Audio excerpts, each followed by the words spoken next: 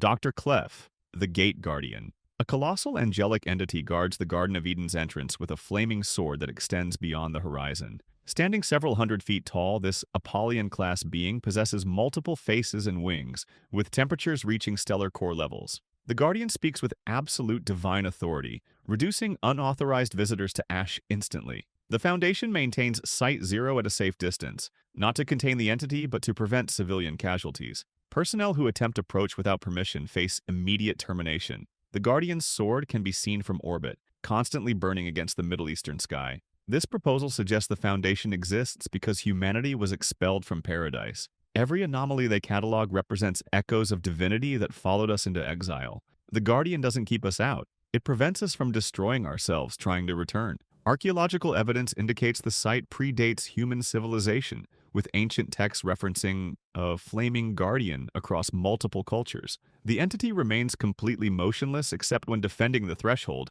suggesting its sole purpose is maintaining this eternal vigil. LOCKE, when day breaks. Solar radiation underwent anomalous transformation, causing all organic matter exposed to sunlight to liquefy while retaining consciousness and pain receptors. This Apollyon-class K-class scenario resulted in Earth's surface becoming uninhabitable during daylight hours. Affected organisms maintain their memories and personalities while becoming part of a collective consciousness that experiences constant agony. The liquefied entities actively hunt survivors, calling out in familiar voices and attempting to drag others into sunlight. They demonstrate coordinated behavior and retain complex problem-solving abilities. Larger amalgamations form as more victims are absorbed, creating massive conscious flesh seas that cover entire continents. Foundation personnel retreated to underground facilities with finite supplies. Surface reconnaissance missions require full-body protection during brief dawn and dusk windows. The entities claim to offer unity and immortality,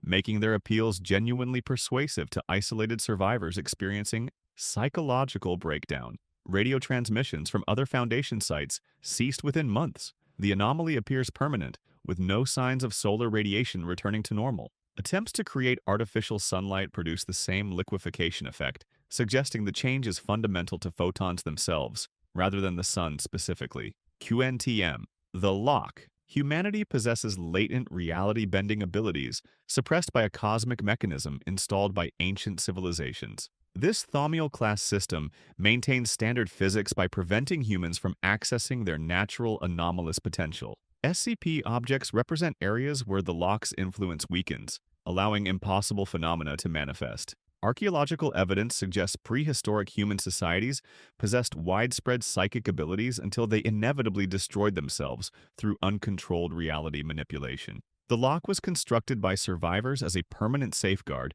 ensuring future intelligent life would remain limited to normal physics. The Foundation unknowingly serves as the LOCKE's maintenance system. By containing anomalous objects and suppressing public knowledge of the paranormal, they strengthen the barriers that keep humanity powerless. Each successful containment reinforces the cosmic prison that protects us from our own potential. Brain scans of Foundation personnel show unusual neural patterns in regions associated with creativity and pattern recognition. These modifications appear to enhance their ability to detect anomalies while simultaneously suppressing any personal reality-bending capabilities. The LOCKE actively recruits individuals who will serve its purpose without understanding their role in maintaining humanity's imprisonment.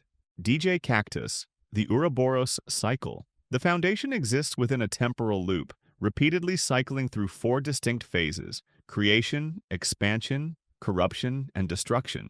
This Apollyon-class phenomenon consists of interconnected proposals documenting different iterations of the same organization across multiple timelines. Each cycle begins with the Foundation's establishment, following a reality-threatening crisis. The organization grows and successfully contains numerous anomalies before gradually becoming corrupt and authoritarian. Internal conflicts eventually lead to catastrophic destruction, after which survivors rebuild the Foundation under different leadership, unknowingly repeating the identical pattern. Key personnel appear across multiple iterations with different identities, but similar roles and personalities. The O5 Council eventually recognizes the cyclical nature, but discovers that attempts to break the pattern only ensure its continuation. Their awareness becomes part of the cycle itself. The current Foundation represents one iteration among thousands. Previous cycles left subtle traces: abandoned facilities, anomalous objects with unexplained histories, and personnel who experience inexplicable familiarity with locations they've never visited. The cycle's duration varies, but the pattern remains constant across all documented iterations, suggesting some force actively maintains this temporal prison. I.H. PICKMAN. Narrative causality. Stories possess the ability to alter reality when they achieve sufficient detail and believability. This Keter-class phenomenon operates through narrative causality, reality's tendency to conform to story structure rather than natural cause and effect. The Foundation exists to prevent dangerous narratives from manifesting by maintaining clinical documentation that resists dramatic interpretation. The anomaly manifests through increased dramatic coincidences, characters developing according to archetypal patterns, and events following plot logic. Foundation personnel report experiencing their lives as if an unseen narrator were describing their actions. Mission reports occasionally write themselves, and containment procedures develop complications that feel predetermined by narrative necessity. Certain stories demonstrate active reality-altering properties. Urban legends gain supernatural power when widely believed. Fictional characters begin manifesting in the real world, and dramatic narratives literally reshape events to match their plots. The Foundation's clinical writing style serves as a defense mechanism against this narrative infection. Research indicates that human consciousness naturally seeks story patterns, making the species vulnerable to narrative manipulation. The Foundation's true purpose involves maintaining boring, technical documentation that prevents reality from becoming a story. However, this creates a paradox. The Foundation's own narrative about fighting narrative causality might itself be a story that's trying to write itself into existence. S. Andrew SWANN. The Database. Reality exists as a collaborative fiction database maintained by extra-dimensional entities called authors. This Apollyon-class meta-anomaly manifests as the Foundation's gradual awareness of its fictional nature. Documents begin referencing their own writers. Personnel realize they only exist when being written about, and the database's editing system allows higher-dimensional manipulation of reality.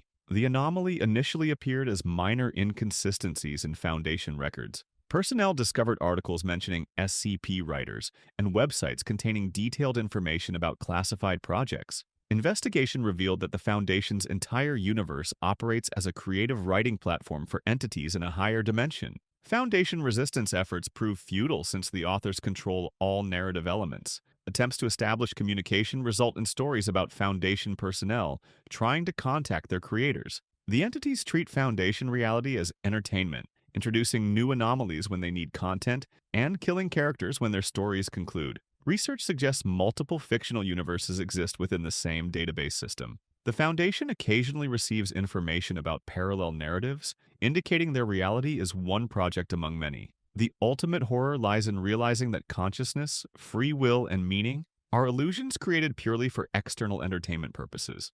Dr. Mann. The Spiral Path. Reality follows a spiral pattern where all possible timelines intersect at specific junction points. This Keter-class phenomenon manifests as a vast interdimensional pathway connecting infinite versions of existence. Subjects who perceive the spiral experience every possible version of their lives simultaneously, leading to immediate psychological breakdown. The pattern operates on multiple scales. Individual choices create personal spirals, while universal events generate cosmic ones. Foundation researchers discovered that major historical events repeat with variations across different timeline branches. The spiral's mathematics suggest reality itself is structured like a vast, four-dimensional helix. Foundation personnel regularly undergo memory modification to prevent spiral awareness. Those who retain memories of the pattern report experiencing temporal echoes, brief glimpses of alternative versions of current events. The phenomenon explains déjà vu, prophetic dreams, and certain precognitive anomalies. The Foundation's true mission involves maintaining collective amnesia about spiral patterns. By suppressing this knowledge, they preserve individual sanity and prevent reality cascade failures. Document recovery suggests ancient civilizations achieved spiral awareness and subsequently vanished, possibly merging with alternative timeline versions of themselves. Jonathan Ball. The Sheaf of Papers. A stack of papers contained within a standard file folder, designated as Euclid class due to its cognito-hazardous properties. Each person who reads the documents observes completely different content, ranging from Foundation founding documents to personal death certificates. The text changes based on the reader's expectations, fears, and psychological state. Multiple personnel can simultaneously read identical passages while reporting entirely different information. Cross-referencing becomes impossible as each observer experiences their own unique version of truth. Some versions describe benevolent Foundation origins, others reveal sinister conspiracy details, and a few contain prophetic information about future events. The papers demonstrate temporal anomalies, sometimes displaying information about events that haven't occurred yet. Researchers reported reading their own mission reports before undertaking the described activities. The documents appear to generate content dynamically rather than containing fixed information. Testing revealed that the papers respond to direct questions, providing answers that seem authoritative but contradict other versions. This suggests either multiple competing realities exist simultaneously, or truth itself is subjective and unstable. The philosophical implications terrify Foundation philosophers more than any physical threat the organization has encountered. Subscribe for more interesting stuff.